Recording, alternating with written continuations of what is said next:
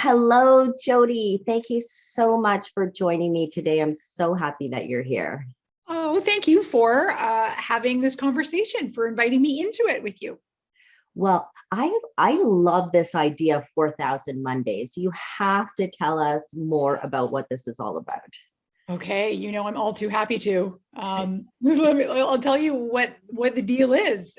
We roughly get 4,000 weeks in our lives. I say if we're lucky. I want more. So I think that we could, if many of us will push that, but unfortunately many of us won't quite get to the 4,000. But yeah, I'm kind of into the countdown of time, and so the idea that if we're aware and cognizant, like I know I have 1,985 Mondays left in my life.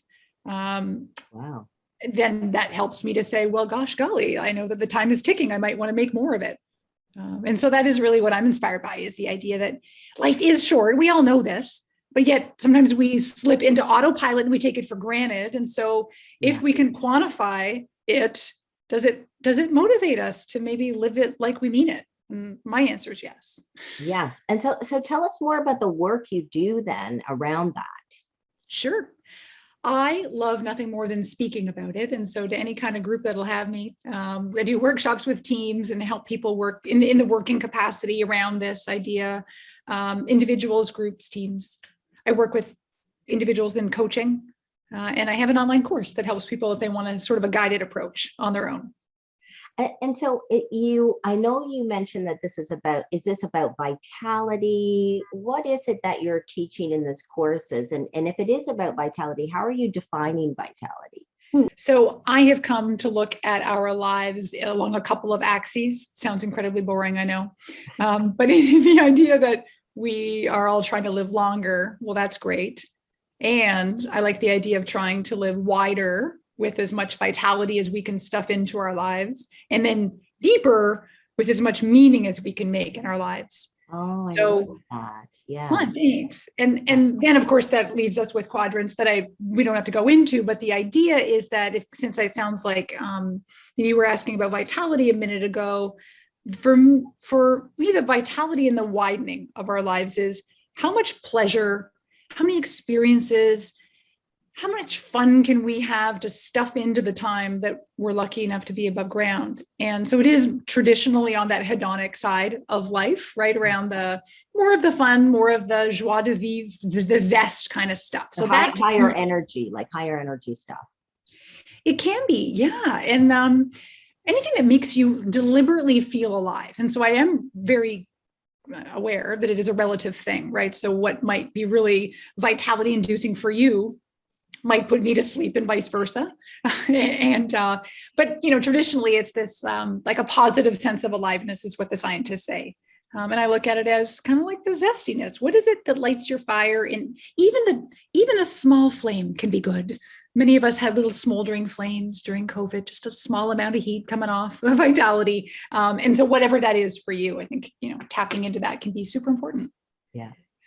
Well, when I read your recent blog post about how to undead your life, it really resounded with me, because I've always had really high vitality, and having studied positive psychology as you have, I know how to tap into that energy and that vitality. But I tell you, being under lockdown for as long as we have, I'm in Ontario, Canada, and we're still under restrictions, and it is just life sucking. And I find that even though my mental health is good and I feel happy and I feel like my life has meaning and purpose and I'm busy and I'm engaged in life, I still feel like it has really zapped my vitality. So this idea of undeading, I'm like, yes, you feel kind of dead, right? Yeah, it's funny on the outside. Just a quick comment, and you seem, in my opinion, to ooze vitality. And yet what an interesting example that just because someone seems zesty on the outside doesn't mean that you're feeling fully alive. The fact that an undeading article would attract you, I wouldn't have called it, but then that's so true, right? Is that you never know what's going on inside, and you compare to how you were and where you want to be. So yeah, I'm glad it caught your eye. And so are you still feeling that now, that need for a little bit of livening up? Yeah, I still feel that there's a bit of trepidation, Mm. with sort of just jumping back in. Like even yesterday, I was at an event all outside, everyone had been fully vaccinated. And so the restriction now in Ontario is if everybody is fully vaccinated, you can be outside without a mask and whatever. But I'm still feeling like, oh my gosh, there's too many people here. There's too many people.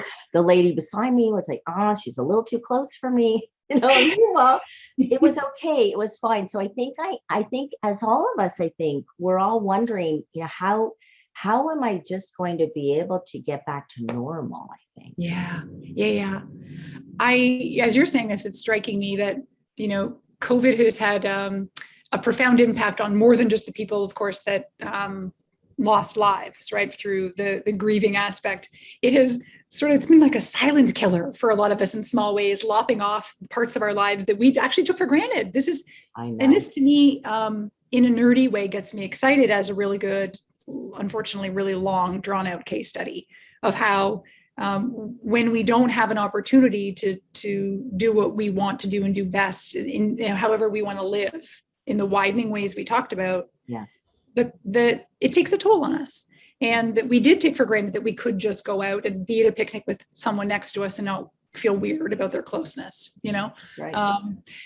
And I see now like these signs of awakening. So I'm in Chicago and people here kind of right back to normal. Like if you wear a mask now, it's unusual. Oh, And wow. Okay. yeah, So I guess it depends on where you are. Yeah. yeah, yeah. And it is the awakening and the widening is actually happening. And I speak for it personally. And so I think, yeah, in a world where we got really narrow for a while because we had to, it branches out. And I think that there are a couple of ingredients that come to mind around like how to get the energy to add more vitality when you don't feel like you even have the energy to add it in, right? Right. So how do we do that? You talked about so many strategies in this blog post, and I'm going to post the links to the blog so people can see because it's 3 parts. And you talk about some great strategies. So please share some of these strategies with us. How do we undead our life again? Happy to. And respecting that some ideas will feel like even further death for some people. And some will feel alivening. So it's very relative. I really get that. Yes. And even before I touch on any of the ones I had written about, which was based also off the characteristics of the world's most vitally alive people. And so it was sort of, I always look at it like, well, I want to study the people who are the most alive. What do they have in common? And that was how I thought through it. Yes. But one of the things that's striking me now that wasn't even its own bullet point is this idea about novelty. And we lost a lot of novelty by being under house arrest. And so now, whether you're out of it or not, whether you're masked or not, pre, post, well beyond, the idea of infusing your life with as much variety, it's just so important for the human psychological condition, is to spruce things up with a different routine. Yes. A different, whether it's take a new course or something, or a new course, a new breakfast, a new, if you go for a walk every night, then take a different walk, shake it up so that your brain is not expecting it. We think how can that small of a thing make a difference? But like most of the things I think we're both interested in studying in well-being science is that it often is just a collection of small things that add up. And then that makes a life worth living, right? It doesn't need to be a magnanimous blow up change. Right. Now those are fun too. Yes. But, yes. Let's not discount those. Let's be real. So novelty, I think, is actually, it might be like an umbrella concept to think about when we're looking at all this is just the commitment to being willing to shake things up a little bit in the spirit of, maybe I can't get out right now, but well, if I do the same meal every kind of Friday night, well, why not shake it up? Why not try something different, expose yourself to something new? And that actually brings me to one of the 9 that I had mentioned, the idea about using all your senses. Yes. Okay. So I was really fascinated with that one. So tell us more about it, and maybe even some of the science behind that. Yeah, happy to. So the research around vitality is that it is so much more than just a condition in the mind of us being willing to participate in life and really fully engage. It is a full body experience. And so that includes our body. Yeah.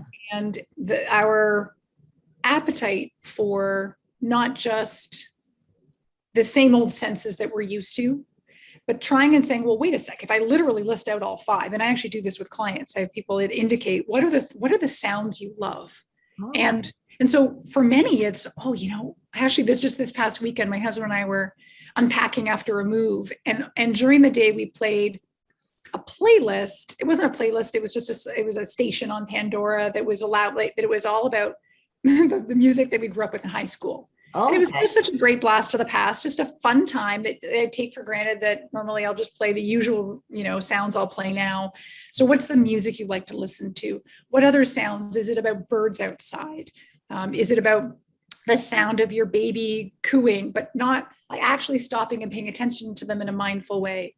Right. The tastes, obviously, as one of your senses. Have you tasted something really new lately? Right? Oh, have you tried a new flavor? Yeah. Have you, when was the last time you had bubblegum? And any of the senses that I haven't really done a lot around the touch lately.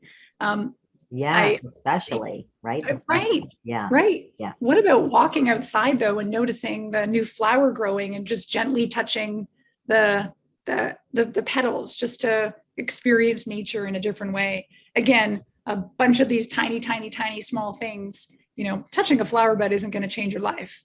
But if you do that in conjunction with many other things mindfully about using your senses and some of the other things we might talk about, right, that might make a day that is a little bit better than it was yesterday. Right. And I think you're right. It's just about being mindful, isn't it? It's just about being more fully aware of that little. I remember yesterday when I was at that event, a little flower from the bush had fallen and it looked like a little butterfly. It was just teeny, teeny, tiny. But I just took a moment to look at it and marvel at this beautiful little flower. So I think that's what you're talking about, right? Just take notice of some of these little things that you're seeing, that you're smelling, touching. I love that. I think you are right about. I love marveling, by the way, and noticing. I'm even going to have us cheat faster towards happiness. What if we wrote a list out of the things we already know we really, really love? So a particular smell. One client of mine is, I think I wrote about this in the blog post. She was aware that I love the smell of oatmeal cookies baking. Wow, when was the last time you did that? She couldn't even remember, right? Oh. How many times are there in your life where you indicate something that you love or used to love to do? Yeah. And yet if you had to quantify when you did it last, yes, you would be hard pressed, right? Yeah. That's the key here, is that the number of people, and there's one of the other categories was living this life of leisure, and activating hobbies, or even blowing the dust off old hobbies that we've let grow dormant. Right. You say this, aggressively pursue a life of leisure. What do you mean by that? Well, I think of it as we often can get caught up, depending on your story in your head also, about being responsible adults. We have jobs and we are busy with many other things, depending on your phase in life. Yeah. And then we let our own fun and recreation go by the wayside. It's one of the categories in the wheel of life as a coach you kind of go through with every client on session number one. And my observation with successful adults is that that's the one of them that's a little bit wah wah when the others are very thrivey, right? So we let our hobbies fall by the wayside. And yet when talking to people, or think about this for yourself, is there something that you love to do, or you used to love to do, or you're very curious about exploring?